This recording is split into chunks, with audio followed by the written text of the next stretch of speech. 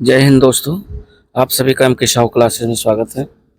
हम लोग देख रहे थे प्राचीन भारत का इतिहास और इसमें सिंधु घाटी की सभ्यता में पार्ट 1 में हम लोगों ने देखा था कि क्वेश्चन नंबर 1 से क्वेश्चन नंबर 41 तक जो कि विगत वर्षों में पूछे गए क्वेश्चन थे।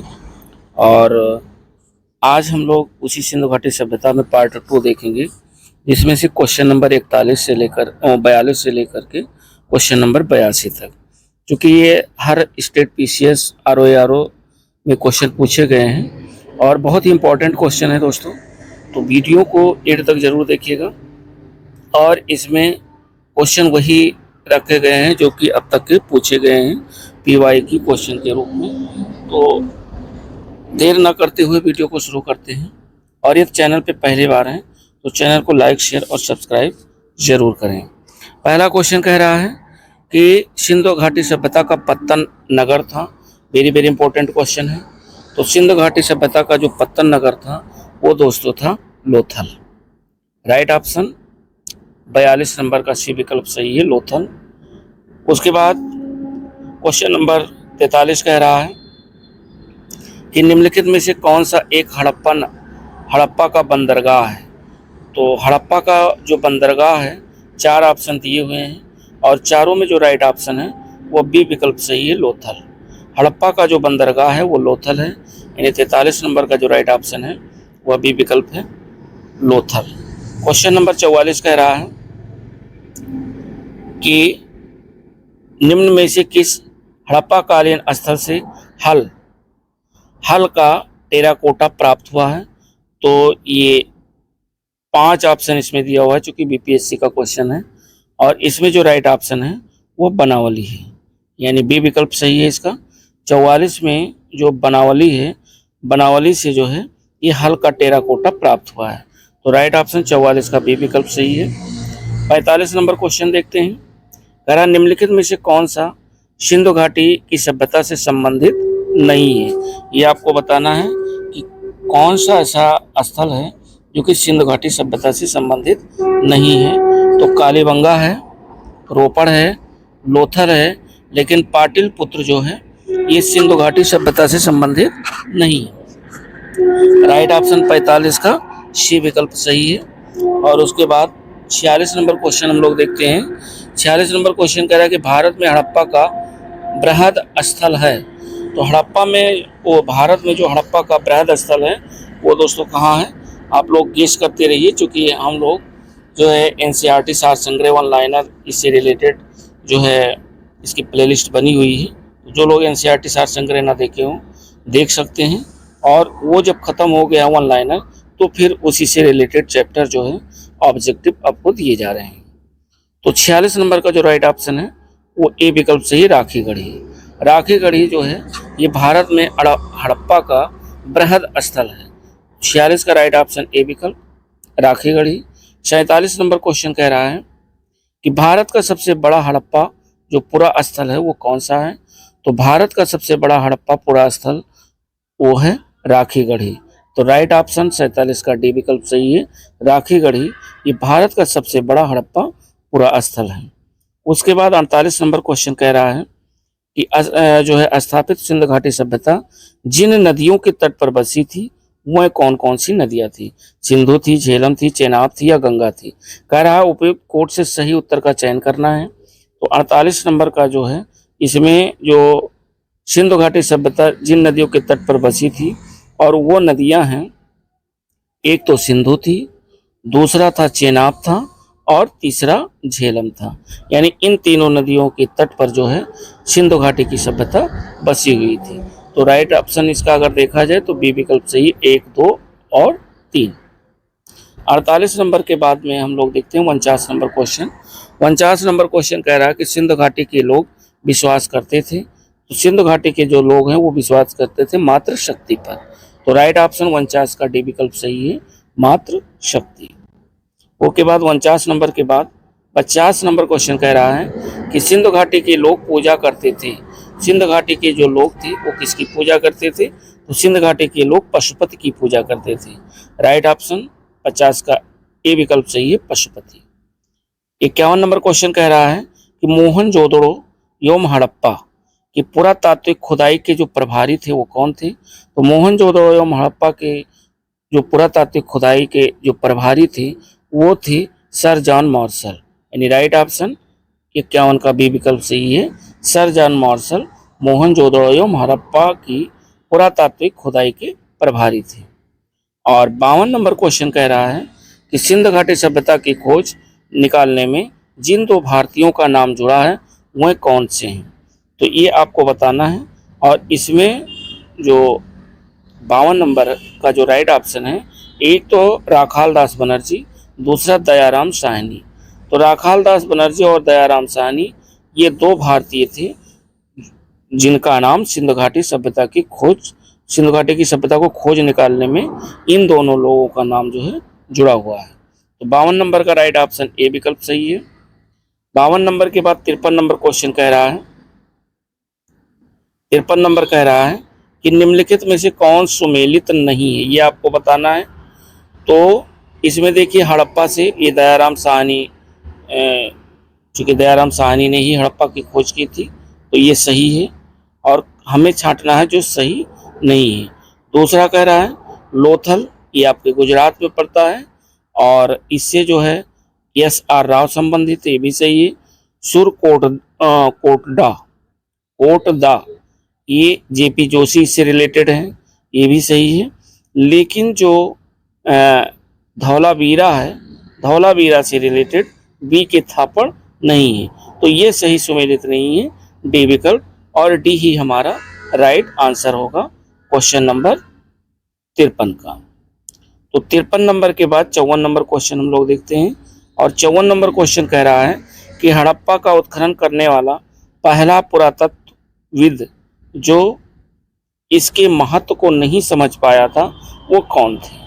तो 54 नंबर का जो राइट ऑप्शन है वो ए विकल्प है, ए कनिंघम।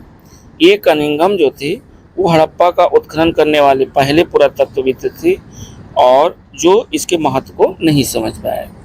तो 54 नंबर का राइट ऑप्शन ए विकल्प सही है।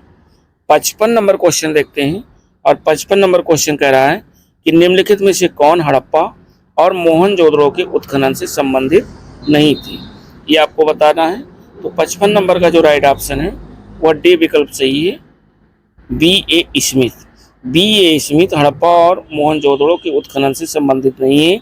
बाकी RD बनर्जी और MS वत्स और KN दीक्षित ये तीनों लोग हड़प्पा और मोहनजोदड़ो के उत्खनन से संबंधित हैं। 55 नंबर के बाद 56 नंबर क्वेश्चन कह रहा है कि सिंध सभ्यता की जो विकसित जो है अवस्था में निम्नलिखित में से किस स्थल से घरों में कुओं के अवशेष मिले हैं, ये आपको बताना है। तो जो कुओं के अवशेष मिले हैं ये मिले हैं कालीबंगा से।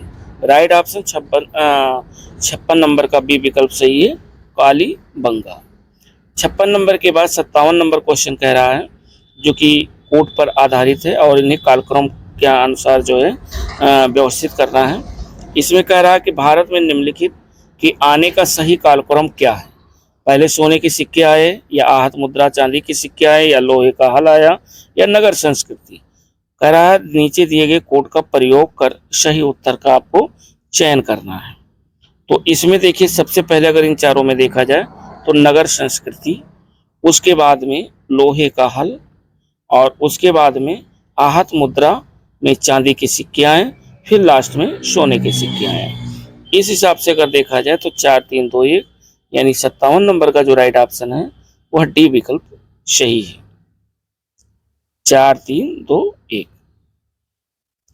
आगे कह रहा है 58 नंबर क्वेश्चन कह रहा है कि सर्वप्रथम मानव ने निम्न धातु का उपयोग किया, यानी 4 धातुएं हैं, सोना, चांदी, तांबा और लोहा।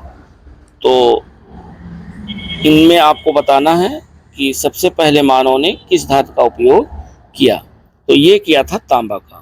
सबसे पहले उपयोग जो है मानव जाति ने तांबे का उपयोग सबसे पहले किया। 62 नंबर क्वेश्चन कह रहा है कि हाथी दांत का पैमाना हड़प्पीय संदर्भ में मिला है। तो हाथी दांत का पैमाना हड़प्पीय संदर्भ में कहाँ से मिला है? ये मिला है लोथल से। राइट ऑप्शन 62 का बी विकल्प सही है, लोथल। उसके बाद 60 नंबर क्वेश्चन कह रहा है, 60 नंबर कह रहा है कि हड़प्पा कालीन स्थलों में अभी तक किस धातु की प्राप्ति नहीं हुई है? तो अभी तक तांबे की प्राप्ति हो गई है, स्वर्ण की प्राप्ति हो गई, चांदी की हो गई, लेकिन लोहा की जो है प्राप्ति हड़प्पा कालीन स्थलों में अभी तक नहीं हुई है। तो 60 नंबर का जो राइट ऑप्शन है वो डी विकल्प सही है, लोहा। 61 नंबर क्वेश्चन कह रहा है कि निम्न में से कौन सा स्थल घग्गर और उसकी सहायक नदियों की घाटी में स्थित है? तो घग्गर और उसकी सहायक नदियों की घाटी में स्थित है बनावली।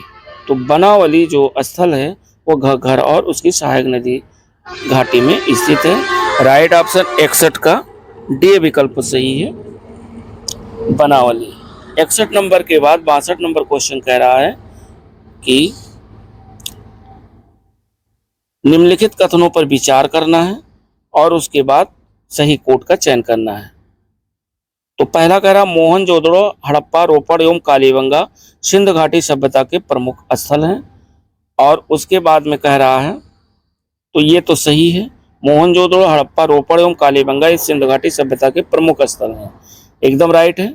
और उसके बाद कह रहा हड़प्पा के लोगों ने सड़कों तथा नालियों के जाल के साथ नियोजित शहरों का विकास किया, तो ये भी सही है। उसके बाद तीसरा कह रहा हड़प्पा के लोगों को धातुओं के उपयोग का पता नहीं था, ये गलत है, धातुओं के उपयोग का पता था, तो पहला और दूसरा इसमें सही है। तो राइट ऑप्शन यदि देखा जाए तो 65 नंबर का ए विकल्प सही है, 1 और 2 सही है।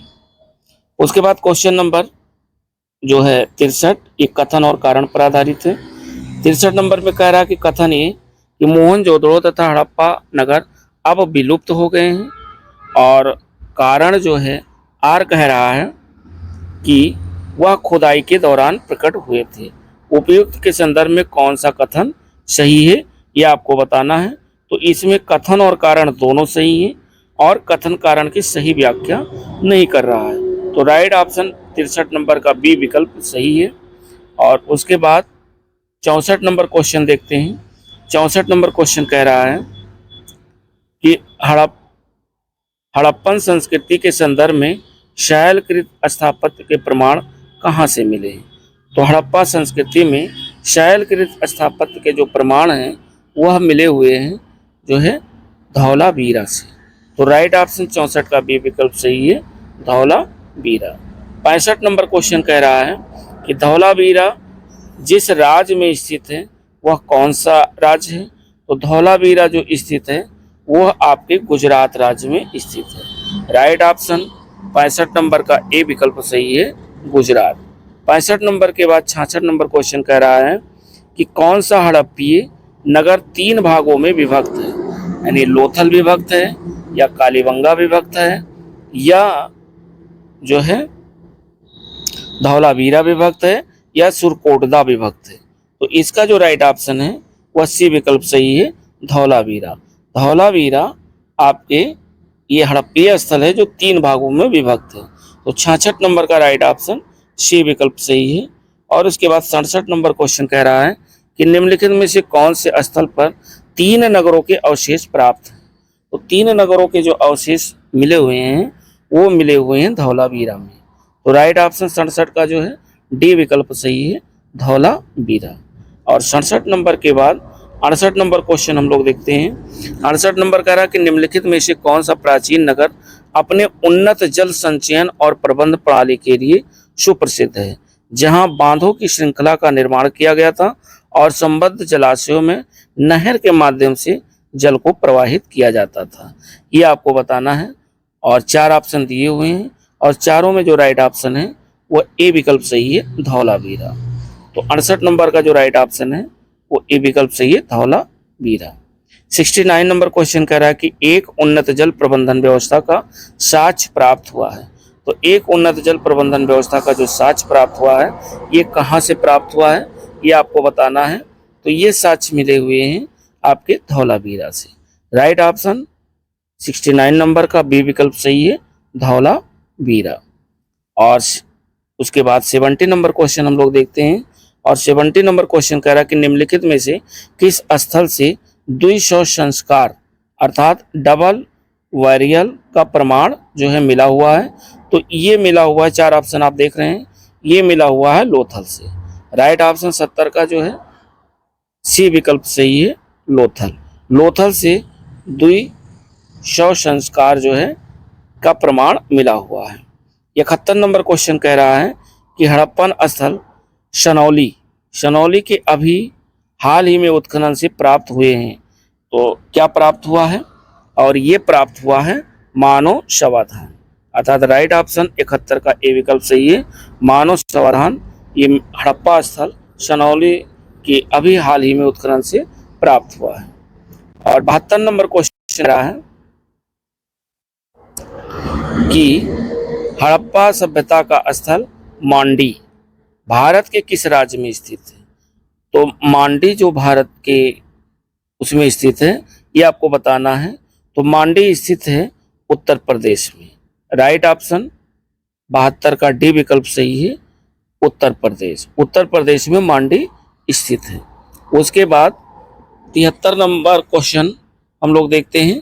और 73 नंबर क्वेश्चन कह रहा है कि वस्त्रों के लिए कपास की खेती का आरंभ सबसे पहले किया गया था। तो वस्त्रों के लिए कपास की खेती का आरंभ सबसे पहले भारत में किया गया था। राइट ऑप्शन 73 का डी विकल्प सही है। क्वेश्चन दोस्तों बहुत ही इंपॉर्टेंट है, जो कि सारे क्वेश्चन आपके पूछे गए हैं वही क्वेश्चन इसमें जो है रखे गए हैं। और इससे पहले जिन लोगों ने एनसीईआरटी सार संग्रह ना देखा हो, वो प्लेलिस्ट के माध्यम से जा कर के टॉपिक वाइज और चैप्टर वाइज चैप्टर जो है देख सकते हैं। और साथ ही साथ जब आपका एनसीईआरटी सार संग्रह कंप्लीट हो जाए, तो जो जो टॉपिक आपका कंप्लीट होता जाए वो टॉपिक आप घटना चक्र जो है ऑब्जेक्टिव देखते जाइए, ताकि उधर आप ऑनलाइनर पढ़ें और इधर ऑब्जेक्टिव पढ़ें और आपकी तैयारी बढ़िया होती रहे। 74 नंबर क्वेश्चन कह रहा है कि निम्नलिखित में से कौन सा या से लक्षण सिंधु सभ्यता के लोगों का सही चित्रण करता है या करते हैं? ये आपको बताना है। 4 ऑप्शन दिए हुए हैं और इसमें जो है ये कर रहा है, उनके विशाल महल और मंदिर होते थे, ये गलत है।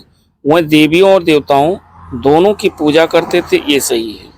तो सिंधु सभ्यता के जो लोग थे वो देवी और देवताओं दोनों की पूजा करते थे। और वह युद्ध में घोड़ों द्वारा खींचे गए रथों का प्रयोग करते थे, ये गलत है। तो इसमें केवल और केवल बी विकल्प सही है, केवल दूसरा जो है सही है। और उसके बाद 74 नंबर के बाद 75 नंबर क्वेश्चन हम लोग देखते हैं। कह रहा सिंधु घाटी सभ्यता के संदर्भ में निम्नलिखित कथनों पर विचार करना है। यह मुख्यतः लौकिक सभ्यता थी तथा इसमें धार्मिक तत्व यद्यपि उपस्थित था लेकिन वर्चस्वशाली नहीं था। और उसके बाद तो ये तो सही है। उसके बाद कह रहा दूसरा कि उस काल में भारत में कपास के वस्त्र बनाए जाते थे, ये भी सही है। तो पहला और दूसरा यहाँ पर दोनों ही विकल्प सही हैं।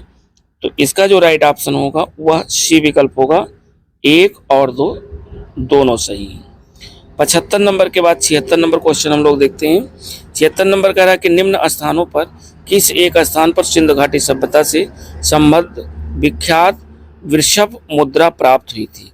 तो जो वृषभ मुद्रा प्राप्त हुई थी वो प्राप्त हुई थी मोहनजोदड़ो से। राइट ऑप्शन 76 का डी विकल्प सही है, मोहनजोदड़ो। फिर 77 नंबर क्वेश्चन कह रहा है कि निम्नलिखित में से किस पशु का अंकन हड़प्पा संस्कृति की मोहरों पर नहीं मिलता है?